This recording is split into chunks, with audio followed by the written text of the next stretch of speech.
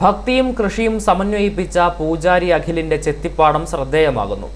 ക്ഷേത്രമുറ്റത്തെ മണിച്ചിരാതുകളിൽ എണ്ണയൊഴിക്കുമ്പോഴും ശംഖുനാദം അന്തരീക്ഷത്തിൽ അലിയുമ്പോഴും അഖിലിന്റെ മനസ്സ് ചെത്തിപ്പൂ കൃഷിയിലായിരുന്നു.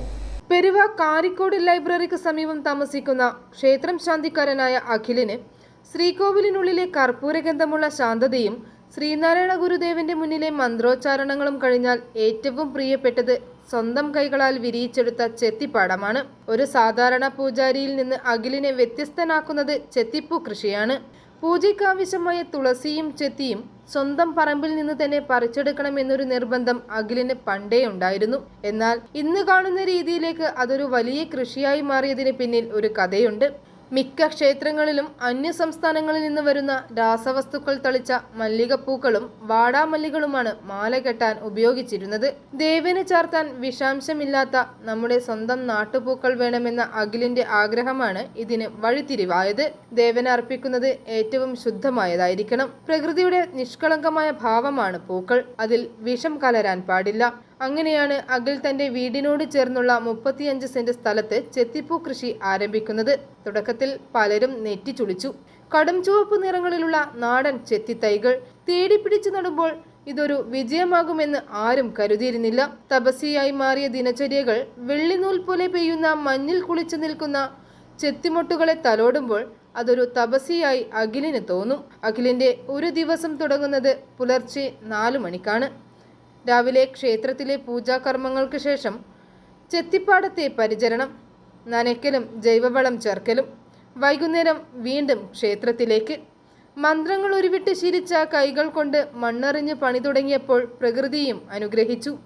രാസവളങ്ങൾക്ക് പകരം ചാണകപ്പൊടിയും വേപ്പിൻ പിണ്ണാക്കും മാത്രം നൽകി വളർത്തിയ ചെത്തിച്ചെടികൾ കടും വർണ്ണങ്ങളിൽ പൂത്തുലഞ്ഞു. വ്യത്യസ്തതയുടെ നിറക്കൂട്ടുകൾ. കേവലം ഒരു സാധാരണ കൃഷിക്കാരനായി അഖിൽ ഒതുങ്ങിയില്ല. തുളസിയും പരമ്പരാഗത ചുവന്ന ചെത്തിക്കൊപ്പം വിപണിയിൽ ആവശ്യക്കാരേറെയുള്ള വൈവിധ്യമാർന്ന ഇനങ്ങളും അദ്ദേഹം തോട്ടത്തിലൊരുക്കി. നമ്മളിവിടെ ബന്ദി ചെയ്തിട്ടുണ്ടായിരുന്നു. കഴിഞ്ഞ തവണ കൃഷിഭവനിൽ നിന്ന് വിളിച്ചപ്പോഴത്തേനും ഞാൻ ആ സൈഡ് ബന്ദി ചെയ്തിട്ടുണ്ടായിരുന്നു. അപ്പോൾ ബന്ദി അത് ഓരോ ഇത്ര സീസൺ കുറച്ച് നാൾ കഴിയുമ്പോൾ അത് ചീഞ്ഞു പോകും. 2-3 വട്ടം പൂ പറിച്ച് കഴിയുമ്പോൾ അത് ചീഞ്ഞു പോകും. അപ്പം അങ്ങനെ പോയി ഇനി അവിടെ അടുത്ത് ചെയ്യണം എന്നുള്ള രീതിക്ക് നിൽക്കുന്നു. ഇത് നമ്മൾ സംരക്ഷിക്കുകയാണെങ്കിൽ ഇത് നമുക്കൊരു 5-8 കൊല്ലത്തോളം നിൽക്കും. നമ്മളിത് വെട്ടിപ്പോൾ വീട്ടിലാണെങ്കിൽ നമ്മൾ വെട്ടി നിർത്തിയേക്കുക. ഇതിങ്ങനെ കുറച്ച് നാൾ കഴിയുമ്പോൾ നമ്മളിപ്പോൾ പൂ വെട്ടുമ്പോഴത്തേനും ഒരു ഇച്ചിരി താത്തി വെട്ടും. അപ്പോൾ അവിടെ നിന്ന് അടുത്തിങ്ങനെ ഇതുപോലെ കാണാൻ പൊട്ടി തുടങ്ങും. അപ്പോൾ അവിടെ അടുത്ത മുട്ടിടും. അപ്പം അങ്ങനെ വെട്ടി നിർത്തിയേക്കുന്നത്. ഇത് ഈ പൊക്കത്തിൽ നമ്മൾ മെയിൻറ്റെയിൻ ചെയ്തുകൊണ്ട് പോകും. അപ്പോൾ ഒത്തിരി നമ്മൾ ഇല കുറഞ്ഞ് പൂ ഒരുപാട് ഉണ്ടാകാൻ തുടങ്ങും. എല്ലാ ദിവസവും ഉണ്ടാവും. എല്ലാ ദിവസവും പുതിയ ഉണ്ട്. ഈ വരുന്നതിൻ്റെ അതൊക്കെ മുട്ടിടും. ഈ പുതിയ ഇല വരുന്നതിൻ്റെ അതൊക്കെ മുട്ടാണ്. തൈ ഞാൻ ആദ്യം നേഴ്സറിയിൽ നിന്നാണ് മേടിച്ചത്. ഒരു നേഴ്സറിയിൽ നിന്ന് മേടിച്ച് നമ്മൾ വീട്ടിൽ 100 ചുവട് മേടിച്ച് വെച്ചു. അത് വിജയിച്ചപ്പോഴത്തേനും ഞാൻ അതിൻ്റെ അകത്ത് തന്നെ കട്ട് ചെയ്തു നമ്മൾ പിടിപ്പിച്ച് ഇവിടെ വെച്ച് തുടങ്ങി. കുറേ പേർക്ക് നമ്മളോട് ചോദിച്ച ആവശ്യാനുസരണം നമ്മൾ കൊടുത്തു തൈ. നമ്മളിപ്പോഴും അത്യാവശ്യം എന്ന് പറഞ്ഞ് വരുന്നവർക്ക് നമ്മൾ തൈ കൊടുക്കാറുണ്ട്.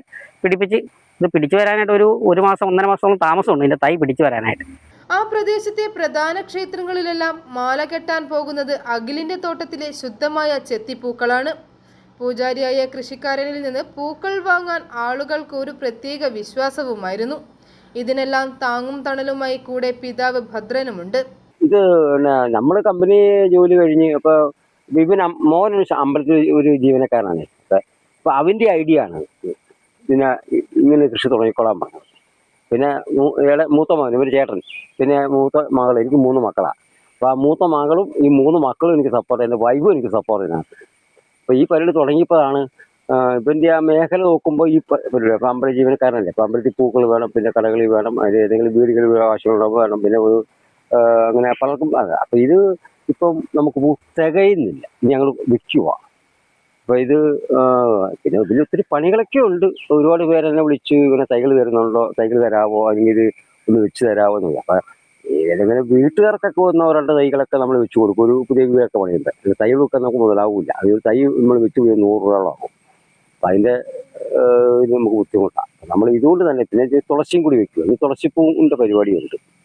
സന്ധ്യാവന്ദനം കഴിഞ്ഞ് ക്ഷേത്രനട അടയ്ക്കുമ്പോൾ അഖിലിന്റെ കൈകളിൽ വീണ്ടും ആ ചെത്തിപ്പൂക്കളുടെ സുഗന്ധം ബാക്കിയുണ്ടാകും.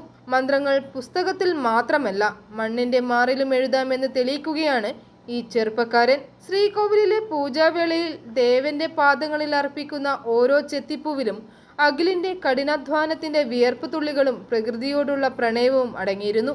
ഭക്തിയും കൃഷിയും രണ്ടല്ല, പ്രപഞ്ചനാഥനിലേക്കുള്ള 2 വഴികൾ മാത്രമാണെന്ന് അഖിൽ തന്റെ ജീവിതത്തിലൂടെ കാട്ടിത്തരുന്നു. i4 news, Ettumanoor.